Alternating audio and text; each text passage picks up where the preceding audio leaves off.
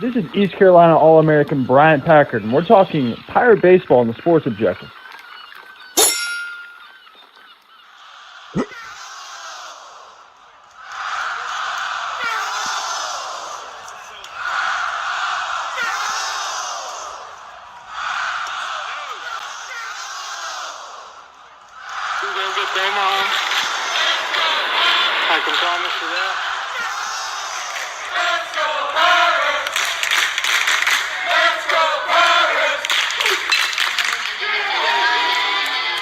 You're watching Extra Innings, presented by PGXGloves.com on the Sports Objective.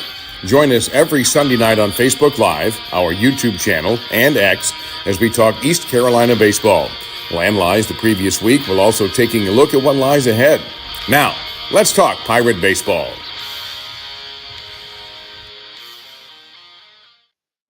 Welcome into Extra Innings, presented by PGXGloves.com.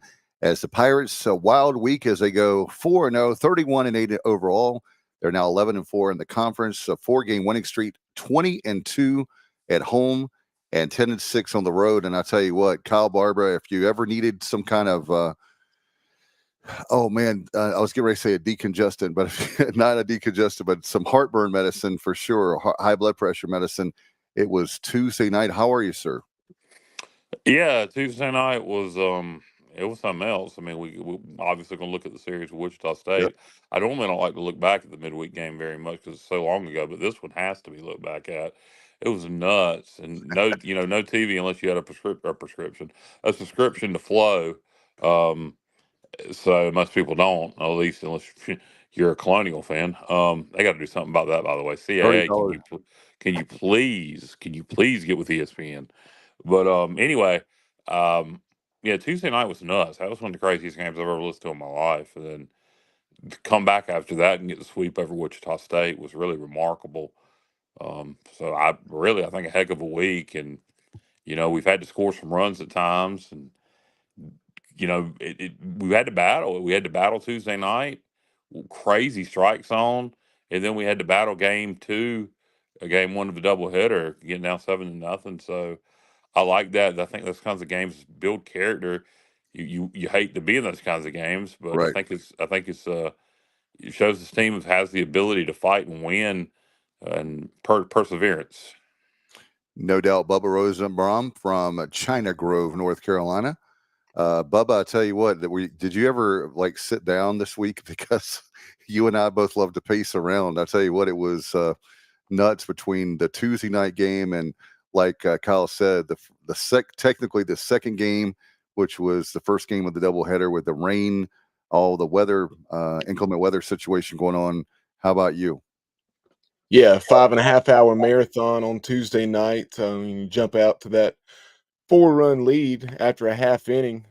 The first three batters of the game: home run, triple, home run for Riley Johnson, Carter Cunningham, and JC. And then the Tribe responds immediately, and that was a sign of what we were in store for over the next 5+ hours. And you battle from behind multiple times in that game, and then a couple times there in the last 4 or 5 innings, in the end of I think it was the 9th, 11th, and 13th, we had leads, and a couple times we failed to hold them, and then we held on for dear life there in the bottom of the 13th, when bases loaded, leading by a run, and then they have a 400-foot fly out where Riley Johnson does what he so often does, and make a tremendous play in center field. Right there up against the wall, and he kind of jokingly fell down, just a sigh of relief. Yeah, I tell you what, I don't know about you guys, and we can get guys here to comment. Welcome into Justin, and I know that Johnny Robertson, JR, what's up? I tell you what, with that William and Mary game, did you guys feel like, I know it wasn't a regional, but it felt like a regional type game because of all the drama, the back and forth. I know it wasn't maybe regional like play, but it had a regional like feeling to me. I know what you're saying, but no, because you would never have a home plate umpire call that kind of strike zone in a regional. No. That dude needs to be fired. he should never call another Division I college game. I wanted to. Horrible. Hey, notice Justin Butts. Notice that's coming from Kyle. I'm usually the guy I wasn't going to say anything, but Justin, maybe you can comment on that strike. Well, that's fine. I'm sure Justin agrees wholeheartedly.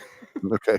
It was horrible. I haven't had a lot of times. I'll discuss that element of the game with him, with his background, and you know, some of the.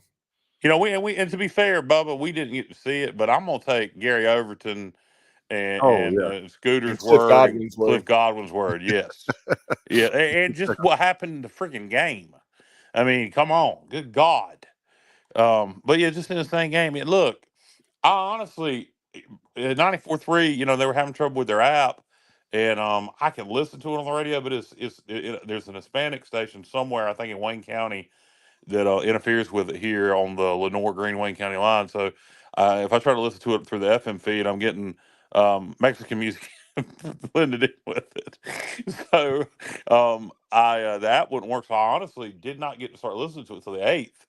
And I listened to the 8th through the 13th.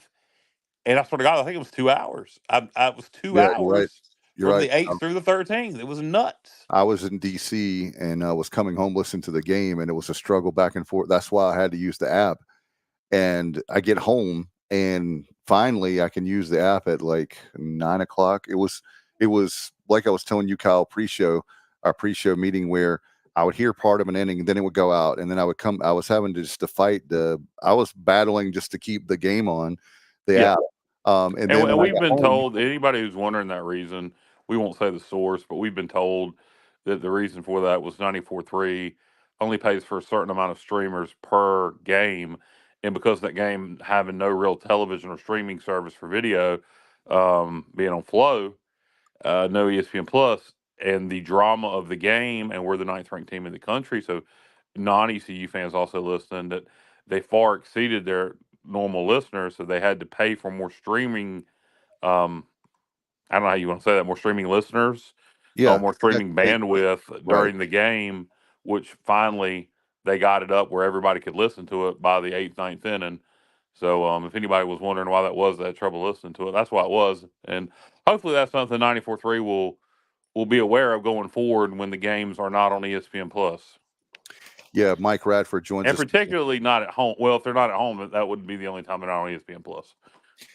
Mike Radford said he was there. Mike, I know, appreciate you, man. I tell you what, a lot of great fans like Mike. I want to get an idea how many Pirate fans were there for that Tuesday night game. Man, those guys battled and battled and battled. And then that's we talk about the he was saying a few have said anything anything about how cold it was. No, I haven't heard anything about that. I've just heard about the people talking about the. I heard it was in the 50s. I heard Scott say it was in the 50s during the game. The temperature had dropped down. So I mean, 50s. I guess it ain't that cold, but I guess at night, if the wind's blowing, in April, you're not used to it because we've had such warm. I think it's supposed to get into 30s one night this week here. So I don't know. Is that Tuesday night? We play State Tuesday night. Yeah. Hold on. Let me see. I believe it is Tuesday night. Give me one second. In the 30s. So if y'all think it was cold in Williamsburg in the 50s the other night, be ready. Yeah. And Mike says that there were. I'd seen in the box score the announced attendance was 1,000, and that's good for them. And he confirms, what I would have probably guessed to be the case, that much like the game I attended over at Elon a few weeks back, and that approximately 80% of the crowd, 800, were Pirates. It sounded like the reason I asked you that, Mike, it sounded like obviously we don't have like we talked about, it was not on television, or it was on Flow rather, not on ESPN Plus. But it sounded like there was a lot of Pirate fans there, considering this a road game, and very cool that you go to a lot of the road games, Mike. And there's a lot of guys like you and the Rosenbaums and different ones that I don't know if Johnny was there, Johnny Robertson up in the Northern Virginia area, not too far of a drive for him, but that was great. And that just goes to show you how great that's one of the things, guys, I was thinking about this morning when I first woke up, is how great this fan base is and how great we travel. You look at the fan base; they didn't want to give up on this Pirate team, especially. We can talk about that second game where we're down 7-0 early on in the third inning, early on in the game, and those Pirates fight back really quick. And the fans after that point really got into the game, and thankfully for all 4 games, they were there for the Pirates. Yeah, no doubt. And like I say, what was it? 25 men left on for Bubba, for William and Mary, like Yeah. 19 for us. It Yeah, was. he's got it. You get those box scores, those stats, because it's wacky. They have the record, I Yeah. believe, for the most left on base, right, Bubba? William and Mary does? Yeah, 5.5 hour game. William and Mary left 27 on in the 13 innings. That Wow. tied an NCAA record, Division Wow. I record, at least. That's hard. Wasn't it 44 total? It's like 27 for them and 17 from the box score. I read Yeah. 17 for us. 17 for the Pirates. And Jesus. that total of 44 was not a record or just shy of a record like we originally thought.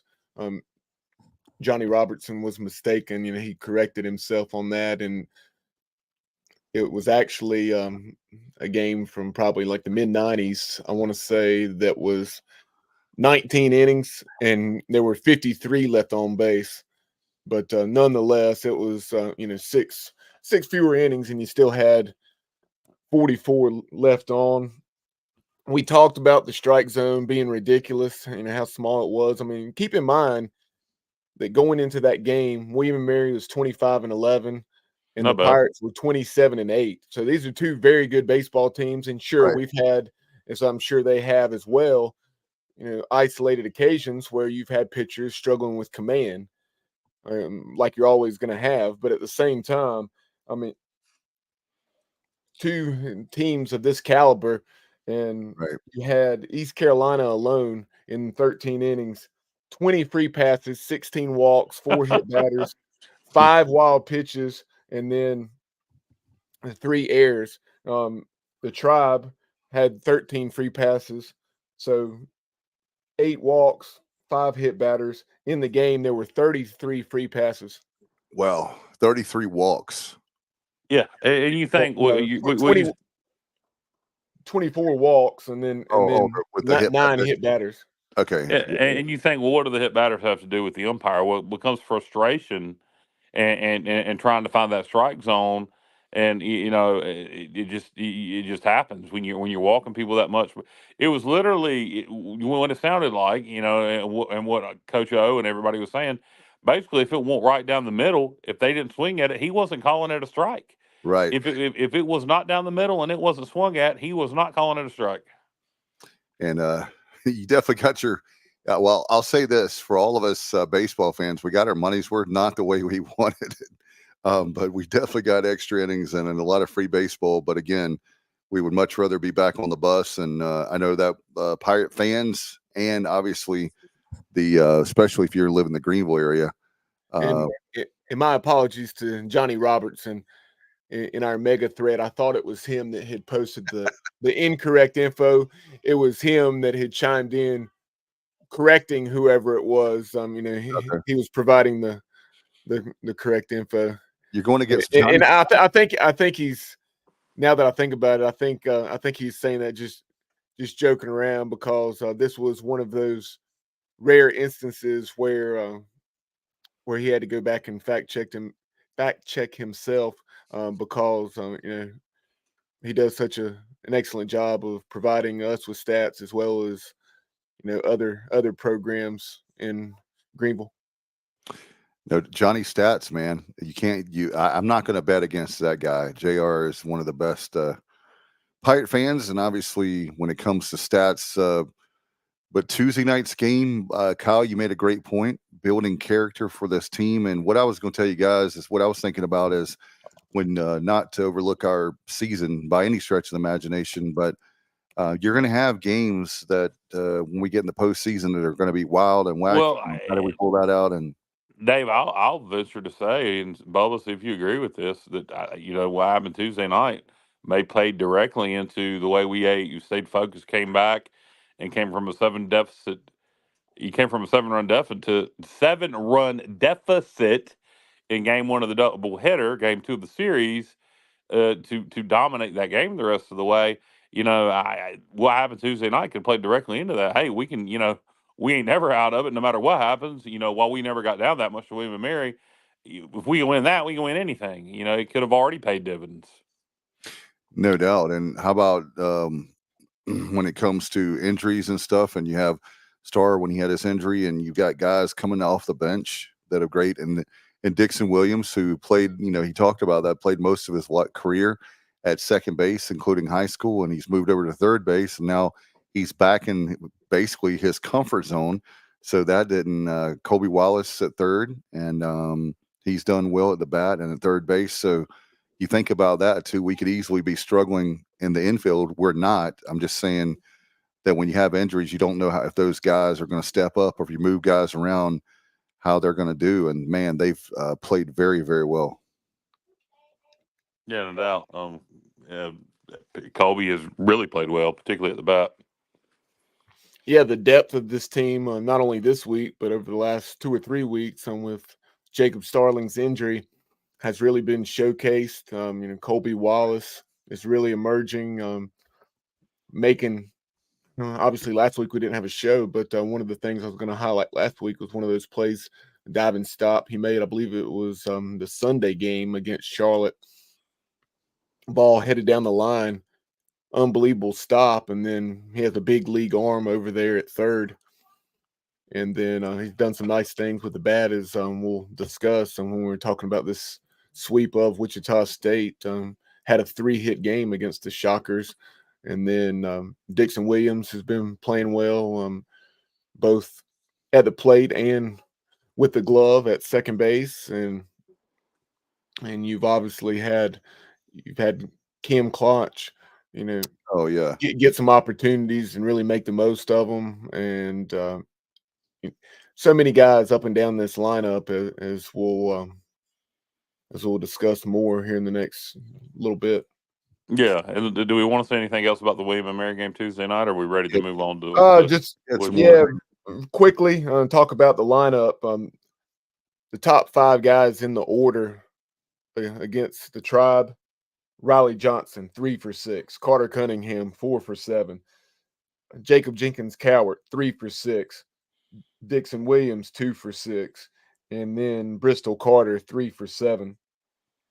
And so you had 3 bombs on the night. I talked about right there in the first 3 batters we sent to the plate. You had 2 of those with Riley Johnson and JC.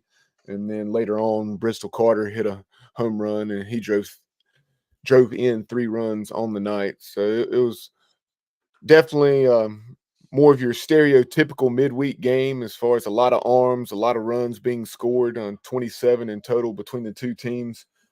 And kind of perhaps lost to some. I know it obviously wasn't the coaching staff, but just fans, was the performance out of the bullpen of Jake Hunter. And then also Wyatt Lunsford-Shinkman pitched well. You hated to see Wyatt and then also Danny Bill have to throw a combined 130 pitches.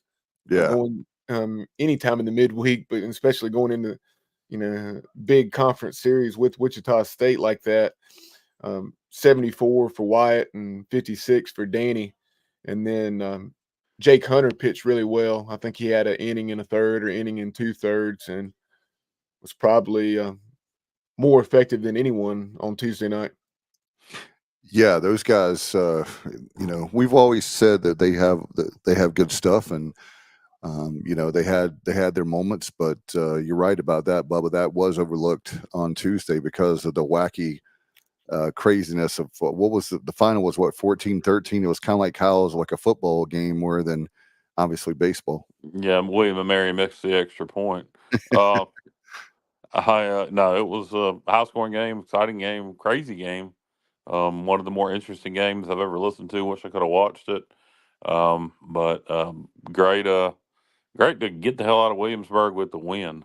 And hats off to everybody, all the guys for playing their asses off, and not, on the road like that, when you're dealing with that strike zone and you're going in the extra innings and you're at their house. I mean, it is so easy give up. to throw in the towel. Like, well, Yeah. screw this. Let's just go home. But we didn't, and it looked like we were going to blow it at the end. And I got to get those last 2 outs like we did after were the bases loaded. There was a man on third Yeah. anyway. Yeah. Yeah, Bases were loaded. and 13. 1 out, and then we get the strikeout, and then the long fly out, which was that was scary. But in the game, win by 1, and come home to play the Shockers. Sounds good to me. And then Bubba, obviously, do you want to move on to the Shockers? Yeah, that game on Friday against Wichita State. Last Sunday, as I mentioned, we didn't have a show, but Trey Yesavage was our PGXGloves.com pitcher of the week a week ago. Had we had a show because of his performance against Charlotte and that combined no-hitter, one of 2 no-hitters, something we'll talk a little bit more about, be it now or a little bit later on. You had the combined no-hitter against Elon, Pirates winning big over the Phoenix, and then once again over the weekend against the 49ers. But Trey, was excellent. Struck out 15 and 15 strikeouts. He ended up going 6 2/3 or something like that. I'll go over the exact numbers, but in 18 outs, he had 15 Ks. Pretty remarkable to say the least. And you're talking about the Charlotte game? No, 15 Ks against the Shockers. And okay, it sounded like you were still talking about the Charlotte game. No, I said once again he was excellent this weekend against Wichita State, and okay. And 15 strikeouts, very sharp. Did hit a bit of a wall there in the 7th inning, just because having thrown, I think it was right around 115 pitches, 120 pitches, because of us having to tax the bullpen so much on Tuesday. And another great thing, we had established that 6-0 lead, and then unfortunately didn't keep adding to it. We were forced to hold on there for the 6-4 victory.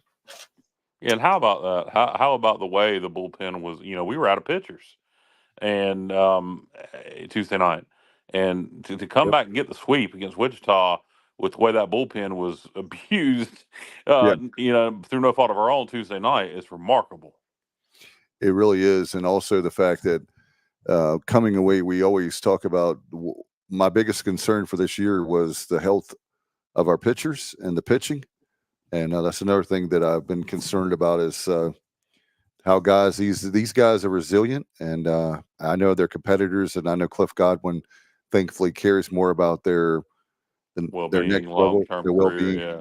Because if not, you could easily see guys like that pitcher. I can't remember who it was, but we talked about last season. That guy threw like a couple hundred pitches. It was something nuts. I can't remember the exact number, but the coach should not allow a player to pitch that long. But anyway, that's another show. But that just shows how great Cliff Godwin is and Austin Knight. They care about these guys. And you look at you talk about pitch counts, and then you have what's crazy is you have. Well, also, Dave, to your point, we're not just trying to win a game; we're trying to win championships. Exactly. And you need your pitchers all season. Where whatever game you're referring to, I don't know which game you're referring to exactly, where the pitcher threw 200 pitches, but it's probably maybe 150. It was something. It was probably a situation where they were just trying to win a game, and it still shouldn't do it. But you got to keep your pitchers healthy for the long run. No doubt, Bubba, and these guys are. I know not me, but as far as our fans have had, we've struggled some at obviously that, like we talked about many times with the bullpen. However, these relief pitchers they're doing a lot better. Queens, thank you, Johnny. I knew that he would know. I can't remember the Johnny stats. Maybe knows. Thank you. I remember that game well. Queens and Kannapolis. Was that game in Kannapolis or was that in Charlotte? Either way, I remember that game was in Kannapolis. Yeah, Queens out of Charlotte, school I'd never heard of that I thought was in New York, and then I found out that was their first year of Division I, and they're in Charlotte. Yep. I still bet you right now, if you poll if you poll like 100 people, pick 100 people at random, You're and you right. poll them and you ask them where Queens University is, I guarantee you in North Carolina, poll 100 random people in North Carolina and ask them where outside of the city of Charlotte, ask them where Queens University is. I guarantee you 90% of them will say New York. You're right. They're the And Johnny's correct. Yes, Daniel Bagwell was the right-handed pitcher for Queens. I mean, he was really he was their ace pitcher, right, Bubba? Johnny, both Johnnies. I think that's right off the top of my head. Because I saw him pitch, probably a couple weeks or so after that in downtown Charlotte in their game against App State, and because I was laughing just how much that kid was pitched over about a 3 or 4 week period there. No doubt. I tell you what, it's great though that I was bragging about. Sorry guys, that for those that are watching, listening, not to get on the tangent there, but just I just wanted to brag about how much I think of Cliff Godwin and what he does, and obviously Austin Knight, and although they care about their players, and the staff does as well, and that just shows you right there. And guys, another thing, it goes to show. Speaking of Plumbo, being a recruiting coordinator, how he does a great job recruiting, where we don't have it's not like we just have Yesavage and we have nobody else. And these guys, Eric Ritchie and a lot of the guys, are really good. And man, we're going to need them. We're going to need them, especially down the stretch. And Bubba, I tell you what, with another thing, we had it basically, I was telling Kyle in the pre-show right before you came on with us, Bubba, that we basically had a doubleheader Tuesday night. I know unofficially. Well, it was 5.5 hours. It felt like a doubleheader anyway. And then we had a doubleheader yesterday. So look at all the amount of innings we played this week has been a lot. Yeah, and I actually had one other thing going back to the 2 run rule no hitters on the previous week. This is something, had we had a show, I was going to note 2024 ECU commit and or signee Dawson Kerr out of Hagerstown, Maryland. Congratulations to him, because Oh wow, he threw a no hitter the same day that we threw one of our no hitters. I believe it was that Tuesday game. So congratulations to him. And not only was his a no hitter, but it his was a perfect game. His was a perfect game. Wow, those are obviously rare for a reason. What's up, Chuck? Another great future Pirate on the way, so that's good to see. Anything else about Friday night's game against Wichita? I think we can move on to the doubleheader, Bubba. And one of the things I want to say, I know weather is a part of Eastern North Carolina and everywhere, but did you guys, it was kind of depressing today because the weather wasn't great and I didn't have my Pirates to watch or listen to, but hey, the main thing is we swept the Shockers, and it was kind of the same thing. It was great to be able to spend time with my kids and watch movies and play video games with them instead of they do like watching the games and listen to them, but man. Yeah, no doubt. Had a Sunday to do other things, but so we get to win Friday night, and then game 1 of the doubleheader, game 2 of the series yesterday. Pirates get off to just a horrible start. Because Wichita jumps all over us 7-0. Things are not looking good. But I kind of had a feeling, and I don't know about you guys, that we were going to bounce back. I kind of just could see it in the guys' eyes that this wasn't going to be they were going to blow us out, or we were going to get we took control of that game after getting down 7-0. Even when we were still down 7-6, we were in complete control of that game after they went up 7-0. Even before we got the lead, it just felt like we had the lead. You're right about that. My mom and my dad does too. They love the games and they get into it. It's funny watching your parents get into ball games. My mom is cheering really hard. Every pitch she wants it to be. We were talking about a strike. Sometimes she doesn't always agree with the call, but it's fun to watch ball games with I don't know about you guys, but with your family or friends. I love watching, unless they're pulling against your team. Obviously, that's a totally different story. Yeah, no doubt. It's always good to watch with family and friends, or by yourself if you're watching it by yourself. It's always good to watch as long as the Pirates are winning. But we get True down that. 7-0, and you battle back. We make it. What was it, 7-4 in the next Yeah, inning? Immediately cut into the game, cut it to 3 runs, and Yeah. just keep battling. And do we want to go inning by inning through this, or? Yeah, right after in that 7-run third for Wichita State, you had a little bit of everything, like you would probably walks and it was a grand slam, probably right? guess in an inning like that.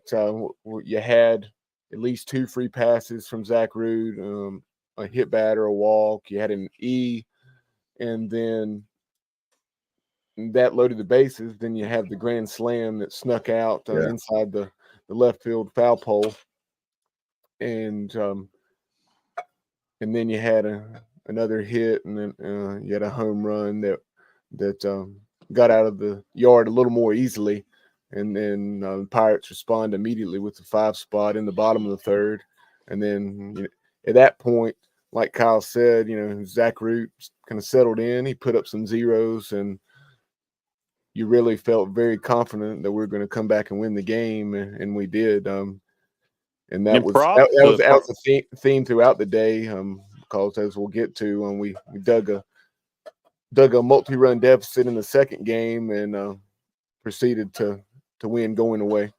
props to Godwin and Knight for sticking with Root.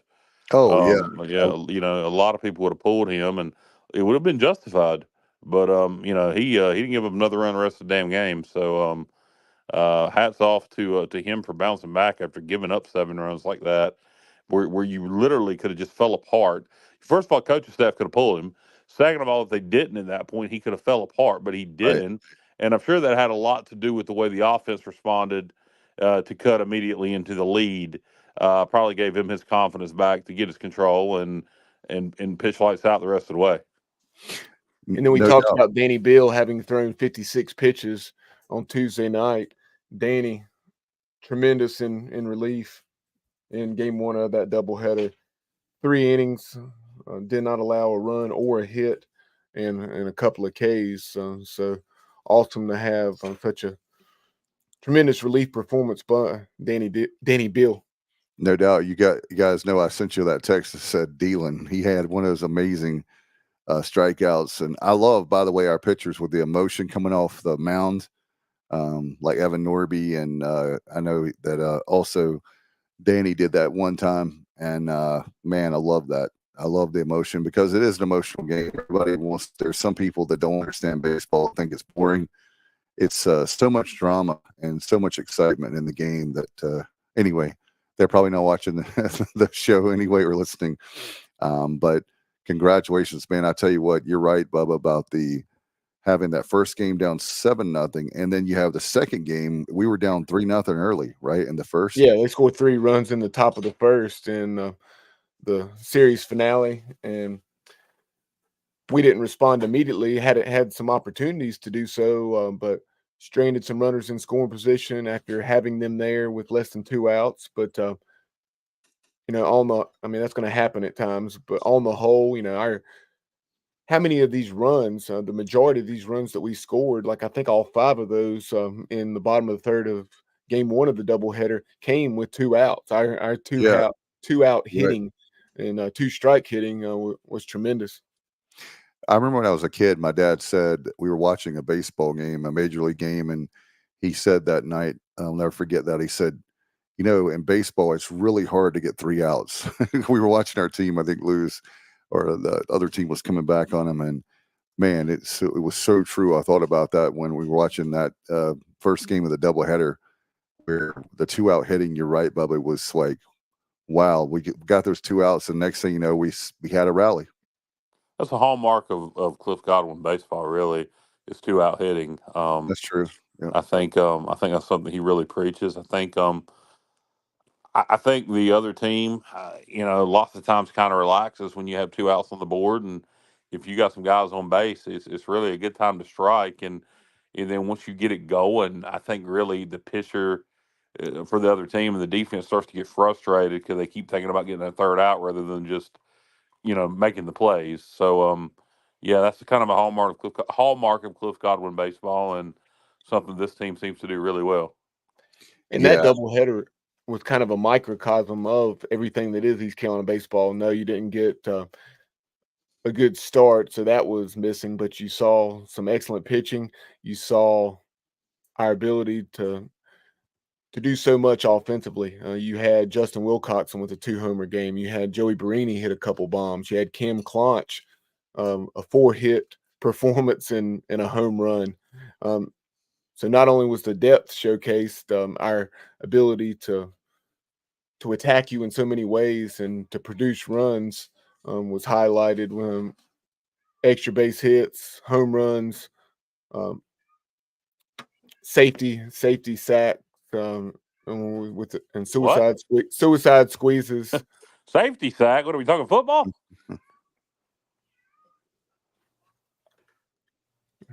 Yeah, safety sack bunt. So.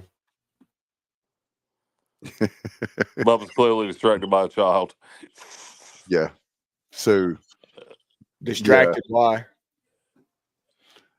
Say again? I said distracted. Why? Oh, you were pausing every few seconds. It sounded like you were distracted.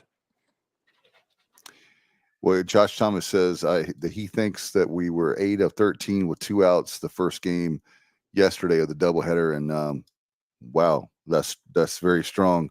I wouldn't doubt it because we were hitting very, very well. But it goes back to what you were talking about, Kyle. You make a great point of where people are going to strike when they think already. And another thing, guys, is you could tell.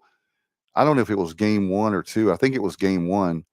The pitcher, you could see him, his facial expressions, and you could see him, his deep breaths, like, like that, like the pressure was just really getting to him. And I said, all right, guys, now's the time to strike. Because it's like, oh God, here we go again. Those guys. Yeah. And some guys do that. Some guys just do that. They're settling themselves down. They're doing it in between pitches. I don't know if that's that guy's normal procedure to go through, or if the stress was getting to him, particularly in that game. If you see your pitcher doing that and that's out of his norm, you're probably going to pull him. So my guess maybe is that's his norm, but who knows? I don't know which I'll say it like that. Well, I'll tell you, the main thing is we got the wins, and guys, Tuesday night is going to be. Bubba, did you have anything else for the two games yesterday? Well, we really didn't talk about game 2 of the doubleheader very much. That's true. We can go ahead and discuss that. We were talking about the 3-0 deficit, but there again, you think about, guys, when you see that deficit, you don't get. And I know it's the first inning, but you don't get worried because the bats will definitely. Well, you just came down from 7-0, so there's something to worry about. Yeah. Expanding, as far as a little more detail about how our depth presented itself, in addition to the ways we already discussed, you had in game 2, you had all 9 guys in the lineup with a hit, 4 of those guys with multi-hit games. Riley Johnson reached base all 5 times, 2 for 2 with 3 walks. Cam Clonch, 4 for 5, like I already mentioned, with a home run. Carter Cunningham, 2 for 5. Joey Barini, 3 for 5 with another home run after having hit a big home run in game 1 of the doubleheader. And that's something that sometimes folks can overlook, is just how Joey has a little bit of sneaky power. Battling that wrist injury early in the season. I mean, he was hitting just a little over 200, but he has really had some quality at bats here of late.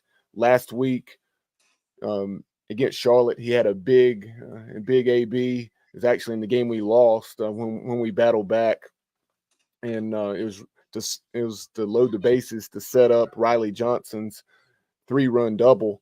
But I never went back and checked, but it had to be a 12 or 13 pitch at bat. I think he fouled off probably 8 or 9 pitches with 2 strikes. It was one of the top at bats of the year.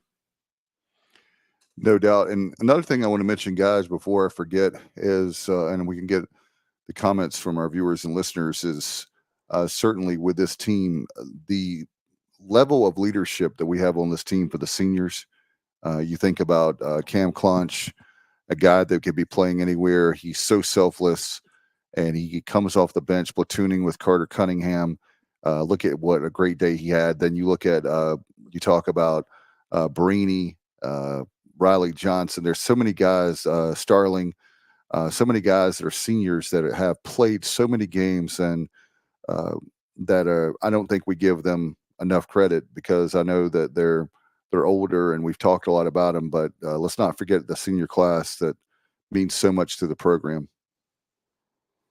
Yeah, no doubt. These seniors have, put in the time and contributed, and you don't get, in college basketball, you don't get it was any nowadays in any sport with the transfer portal, you don't get everybody here till your senior season. But typically in college baseball, a lot of guys leave early for the draft. So if you're here all 4 years and you're contributing all 4 years, and it's special to be a senior on a baseball team. And it used to be way different, in my opinion, than any other sport to be a senior because of the draft situation. But now, I guess with the transfer portal, guys don't stay 4 years very many places anywhere for any sport.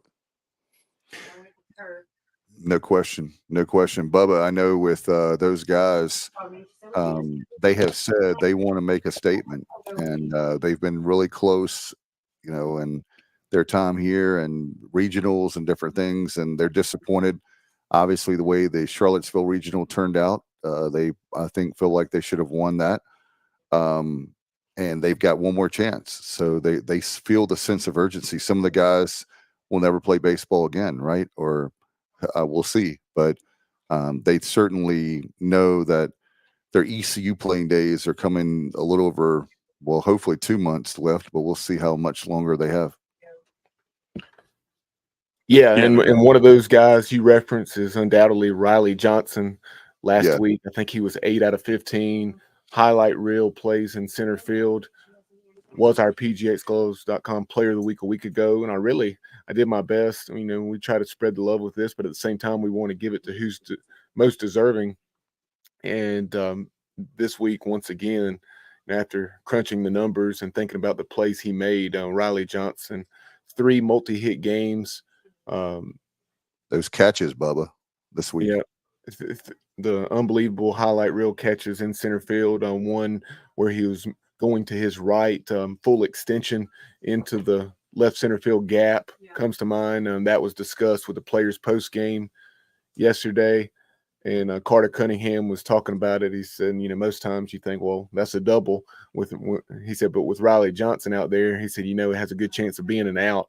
So Riley, 9 for 16. So that makes him 17 out of 31. Just wow. insane over the last 2 weeks. Well over 500. He reached base via free pass at least 4 or 5 more times. So what a table setter he has been atop this lineup. Extremely hard, to say the least, to get Riley Johnson out. Yeah, and how about the fact that his defense, we're talking about his offense too, but his defense, man, that catch that he extended himself and he hurt his shoulder again, and they had to basically out in center field. The play was stopped yesterday. He pops his shoulder back in.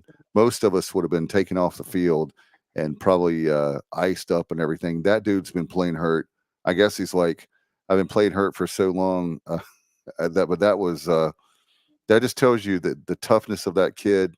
I know that Coach Godwin talks a lot pregame and obviously, well, it's definitely postgame about how much he rehabs, and just for all he does, the hours he puts in just to be able to play the game is amazing.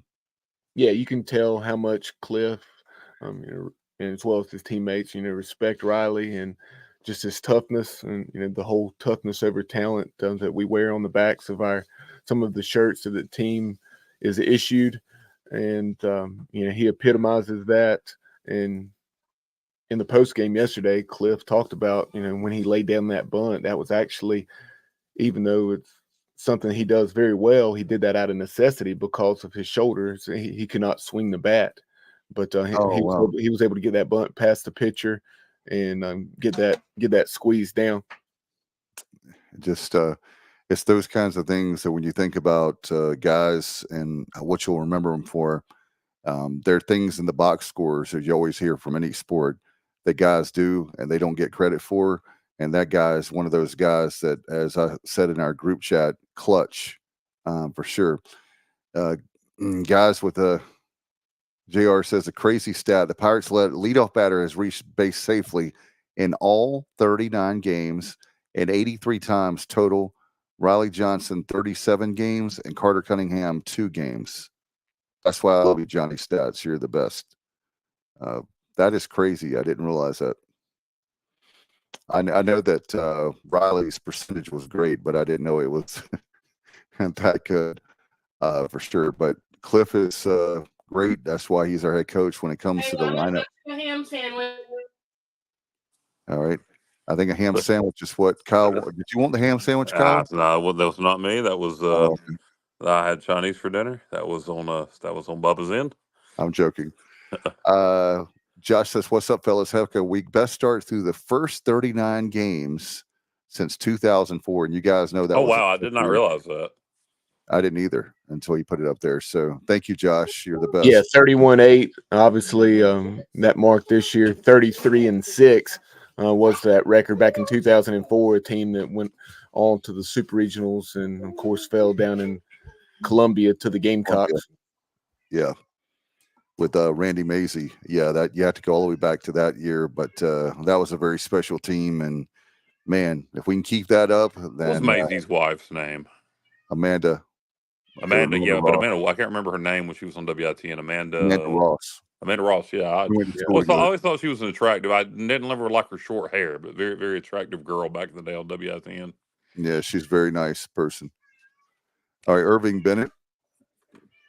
Irving wants to go back to that stat, guys, real quick. Back to Queens College for a second. Has our athletics department secured a home and home with them in football yet? Forgive the sarcasm there, but we need Cliff Godwin to handle football schedules too. Well, you know what? If Queens College starts a football program, I guarantee you we'll play them. Thank you, Irving. You made me smile on that one. Thank you, my friend. We have the best people for sure. And Bubba, I know now this part of the show, you want to go to the standings, and these are important because we're now tied with the Shockers for first place, right, my friend? Yep. Yes, after the sweep of Wichita State, we're tied. They hadn't updated it for UTSA, but they did sweep, or excuse me, not sweep, 2 out of 3 from UAB. And with that, combined with the Pirates sweep of Wichita State, both the Pirates and Roadrunners are 11-4 atop the league. And it's not, it's really shaping up to be a 2-team race. Not that one of those other teams, should East Carolina and UTSA stumble, that certainly could happen, but seems very, very unlikely at this point. It's going to likely come down to East Carolina and UTSA to see who is the regular season champion, or if perhaps we have a co-champion, and then you have the tiebreaker. You have Charlotte. The 49ers swept Memphis this weekend at home here in Charlotte and are now 8-7. That obviously catapulted them significantly up the standings, and they are 19-21 overall. Tulane 7-8 after taking a series from Florida Atlantic down in Boca, so big series win for the Green Wave. Florida Atlantic is now 7-8. South Florida is 7-8 after losing all 3. Got swept at home by Rice, which was very surprising. And then you had,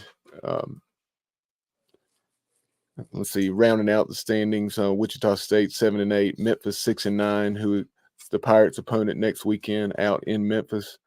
Rice, that I mentioned, after a 1-8 start in league play, the Owls have won 5 out of their last 6, including that sweep this weekend. And they get South Florida, and they get UTSA. They get UTSA in Houston this weekend. And then the Pirates conclude the regular season with Rice, and then you have UAB in the cellar, but at least the Blazers did take care of business in one game, the Friday night game against UTSA, which was a little surprising. But that combined with the Pirates sweep has tied these two atop the standings. And somebody needs to confirm this.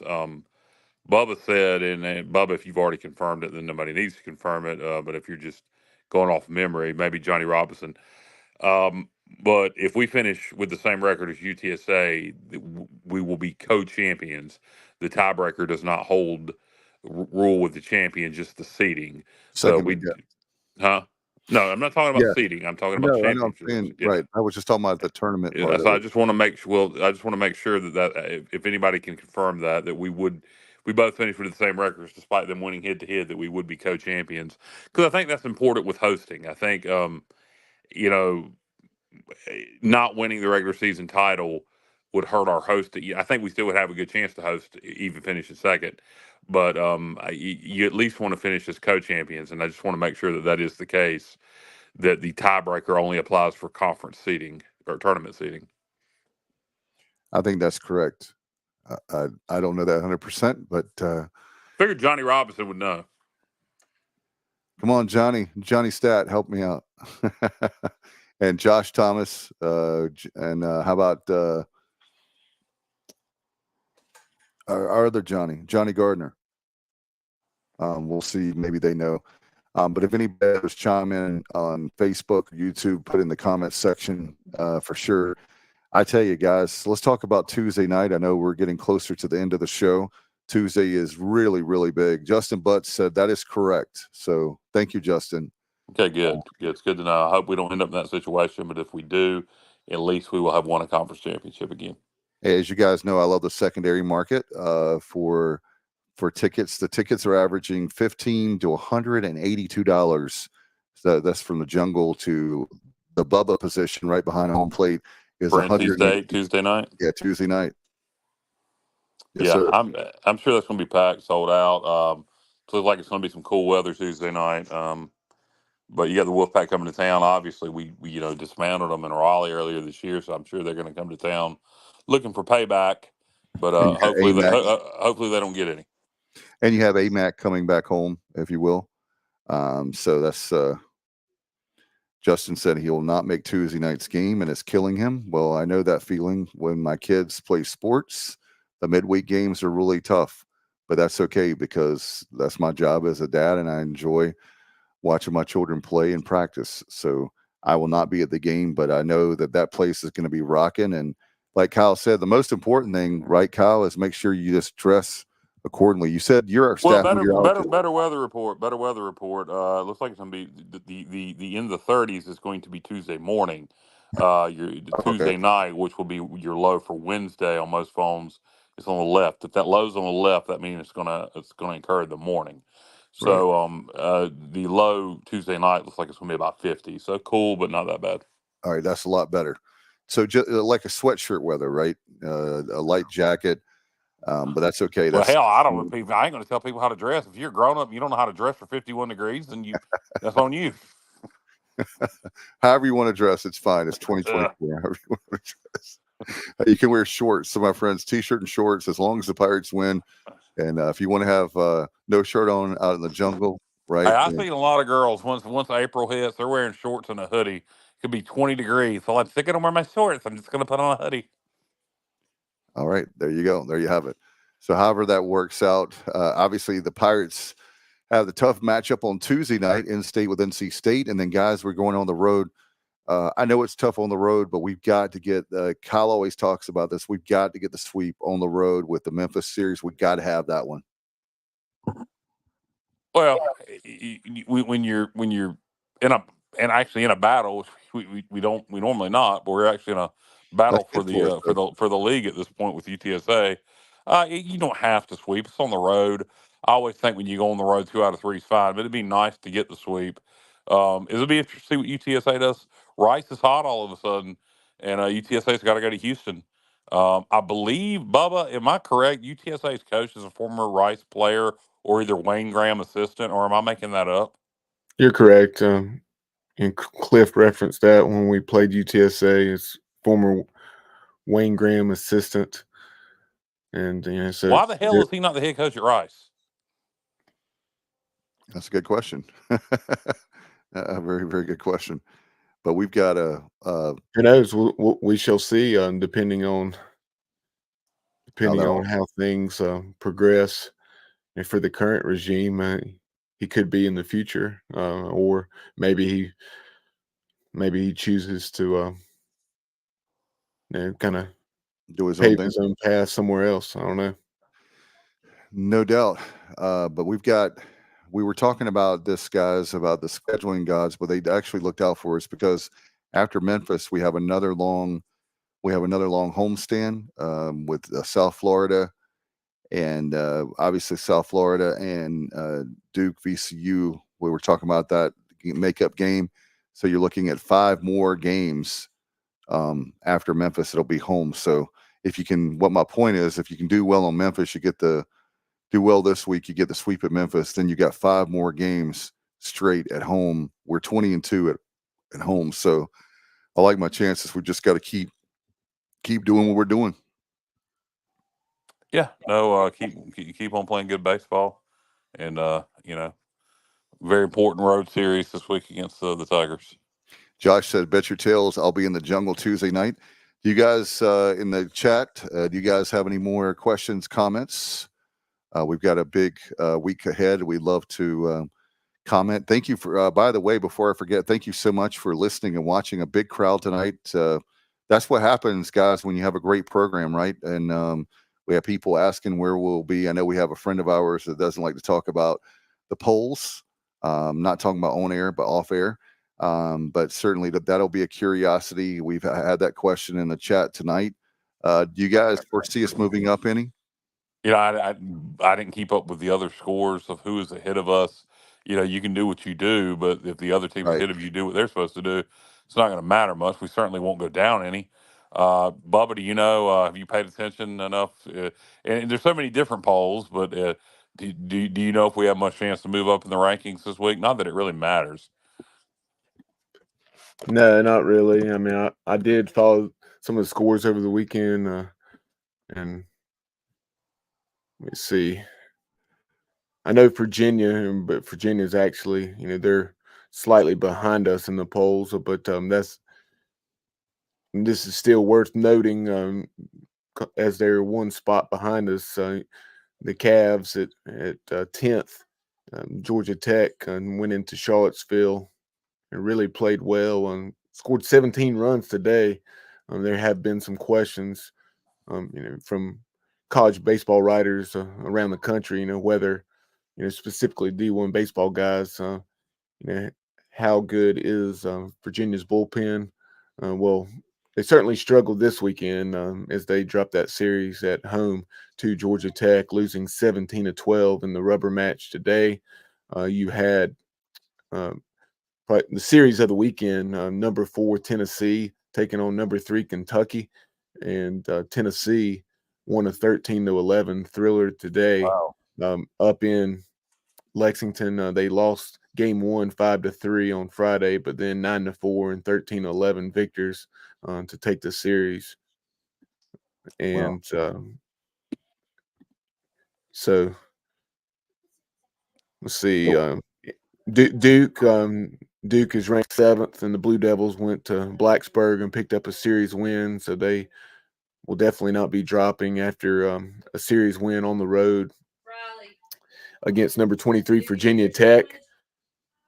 And that's all I'm seeing right now as far as teams ranked above East Carolina. All right, we'll have to wait and see. That'll come out tomorrow, being Monday, for those that care and that follow that. Irving has a question, guys. He said, just wondering, has Cliff done enough to be considered the best coach ever at ECU? He's starting creeping up on Coach O fast now, who is my vote for best ever. So what do you got? It's a good question. It's hard to say. Keith would have probably gone down as the best ever had he not, got sick. I mean, we were on a mission, a path to Omaha. We would have made it. So, it's hard to say. Keith is always going to get an honorable mention in my book. Coach O, was a different time in college baseball. Agreed. We were a different program, but he, was a consistent winner. Lots of NCAA regional appearances. Maisie did his thing. Billy did his thing. Cliff would be in the conversation for sure. It would be Cliff or Coach O, with Keith LeClaire obviously always right there. The only reason he's not was because of he wasn't here long enough for no fault of his own, obviously. But I would say Cliff is pretty close. I think if he gets us to Omaha, there will be no more question about who the greatest ECU baseball coach of all time is, and it really doesn't really matter. I mean, Overton, Coach Overton, Coach O, Just what different he, eras. yeah, and what he meant to the program, and what he still means to the program, is fantastic. And like I say, you always are going to have to put Keith in that conversation, Coach LeClaire. But unfortunately, because of ALS, his run got cut short. But yeah, Cliff has definitely done enough to be considered the greatest head coach in ECU baseball history. Um, if you want to consider him that, I won't argue with you. Yeah, Yeah, we'll and certainly do our best to get Coach O on perhaps next week for extra innings. But And we can ask him if he thinks he's better than Coach O. Or but no, Cliff. Coach O certainly bleeds purple and gold. And last week Johnny Gardner said when we were unable to hold that late lead to sweep Charlotte, you could tell Coach yeah, O was really having a struggle there on the field as he was interviewing Cliff, and just such a heartbreaking loss. it's obvious the coach is still in Coach O, obviously, and not only a coach, but the guy gave 45 years, and he's still giving to the university 46 years now. So that's most of his life is to East Carolina for sure. By the way, speaking of a great Pirate fan, he's Hey, and on. by the way, before you get off Coach O, something that I think needs to be said, and probably a lot of people wouldn't have the nerve to say it, but I think it's a compliment. Look, if you heard Coach O early on in his broadcasting career, he sucked. And he is an excellent broadcaster now. He has improved so much over the last 20 years or so of calling Pirate baseball. I remember when he first started back in like '04 doing the games with, I can't even remember who it was, but he was so unnatural at doing broadcasting. And he is so good now. He always knew baseball. That was never the issue.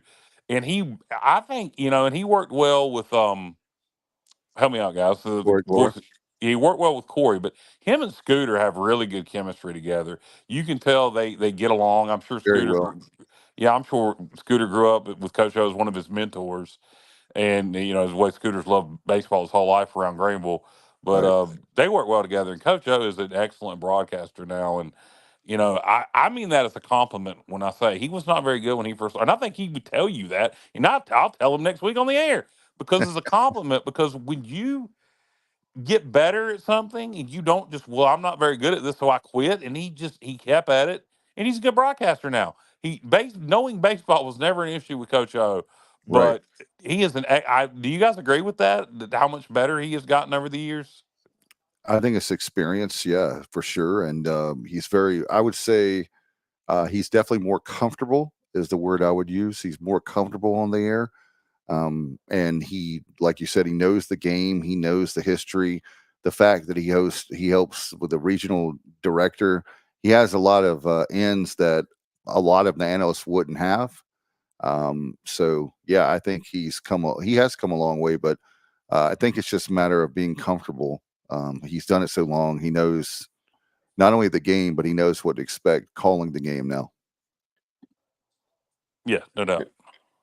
Shifting back to the top 10 discussion, Johnny Robertson said the Pirates were the only team in the D1 top 10 that didn't lose a game this week. Florida Interesting. State Wow. and Oregon State each lost 3 times. Oh wow. I didn't know that. Oregon State, I knew that they had lost 3 times because they got swept at Cal, losing Wow. by 1 run, I think yesterday and today, 8-7 and 4-3. Oh man. And then Florida State, I was not aware of that. I did know that they had lost game 1 a close game to Wake Forest, and then they had bounced back with a 9-6 win in Game 2. Johnny, what was that score in Game 3? If you have that available. Wow, 3 times. Actually, just one moment. I hadn't closed that tab out. That's good. We've got to go. We got to beat NC State again, obviously, and then take care of business with Memphis. This. I heard. I think Scooter said it yesterday. If I'm off the top of my head, but it was. Then we have a chance to. By the time this season's over, if we keep playing well like we're playing, we can be a top 5 team in the standings. Which the only reason I bring it up is for hosting purposes. Which I know we're where is it? Where are we at right now? And has anybody checked we're number RPI? 9. 8 was last week, but I don't know where we are. That was from the RPI is always fluid, so I mean it could change by now and then change again by the end of the night, depending on who's playing. But if anybody has checked the RPI, what is the site, guys? My brain's not working right now. War Nolan, thank you. If anybody's checked War Nolan for that RPI. Johnny Roberts has said they 10-9 and they lost to Mercer 13-6, I guess, in the midweek. And Josh Thomas says we're 8 right now. Still 8 in the RPI, okay. Which, hey, we'll take it, man. We'll take a top 8 RPI is where you want to be. So. We got to keep it. Yeah, we got to keep it going. And Bubba, with the NC State game, obviously with what they've been doing, we've got to win that game, in-state game, and then also with that Memphis series being away, that's going to help our RPI too, right? Being an away series. I know they're not. I know it's not a big win, but being this on the road. It's huge. It's huge. Better than beating Memphis 3 games at home. Yeah. So it's probably good that we're taking a trip to Memphis. It's huge for conference. It's huge for conference play, regardless of the RPI. But obviously, it's better for the RPI to get the wins on the road against a team like Memphis than at home. Yeah, that's 8 right now. Wow, that's great. And like we said, guys, with the scheduling gods coming up, we're not looking ahead, but when after you get by Memphis, you got and I don't mean get by them. I'm just saying after those games. Let me rephrase that carefully. You have 5 home games, so this week is so crucial because next week with a 5-game, or we'll have 5 games at home. And then we go to Tulane.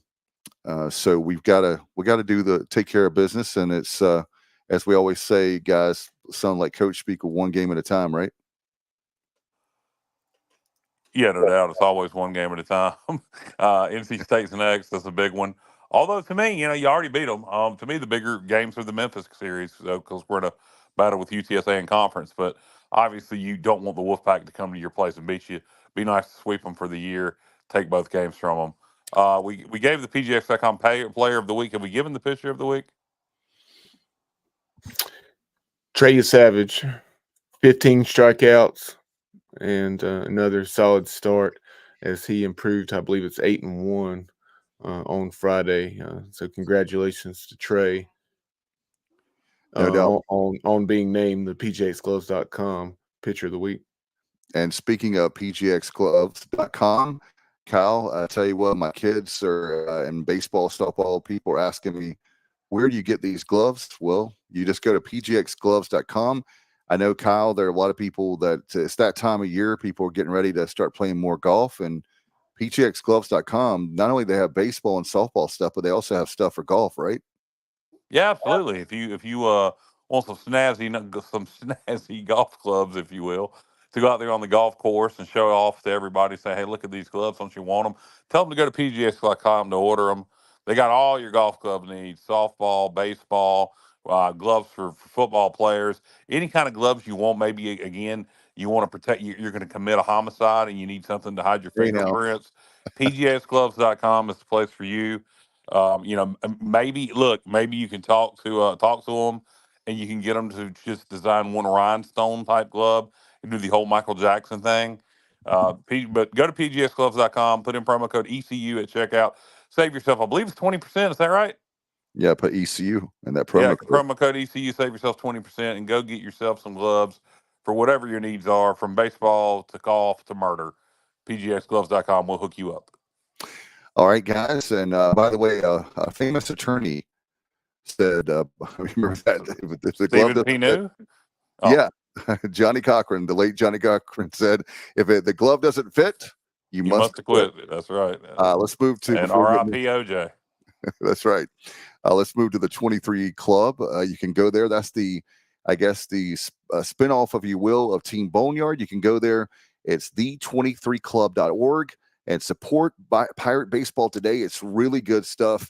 And appreciate, speaking of Team Boneyard, thank you for all the NIL stuff. We don't have a lot of time. We're getting ready to wrap things up. Also go to ecupirateclub.com, join the Pirate Club. Let's get this thing rocking. And by the way, guys, before we go, one more thing. I checked. We're less than $1 million away. We're so close to having the baseball expansion fully funded. I checked, so I wanted to throw that in at the end of the show. Please go and give money towards that. Pirates Unite is the campaign going on, and that will help out Pirate Baseball as well. And also the23club.org.